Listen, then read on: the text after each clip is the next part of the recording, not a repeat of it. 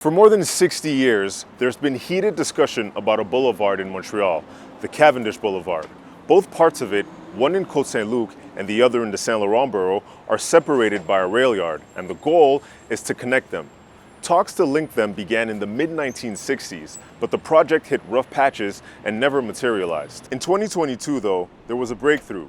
The city announced it was taking its first steps to extend the boulevard, requesting an environmental assessment.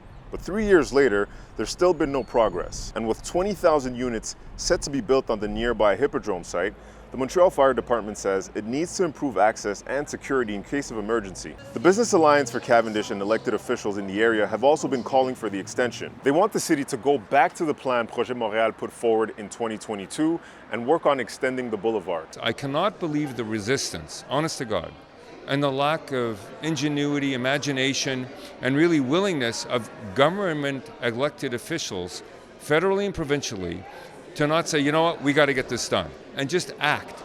So what's the future looking like for Cavendish Boulevard, and how important is it in this upcoming election? We said it, when there is a will, there is a way. Jean-François Cacou says extending Cavendish Boulevard is a must for the city of Montreal. He says if he's elected, Futur Montréal promises to reallocate the budget from the Jean Talon tramway to the Cavendish project. Cacou also says if they lack the funds, he'll put in place a program to attract investors to help make the project come to life. The third one, we said it, we won't have any bike lanes because we want to focus on buses. We want a high-frequency bus network and two lanes for the cars. The extension is also a priority for Ensemble Montréal. It's important to advance this because we really need to move forward with the development and vision of what we want for our metropolis.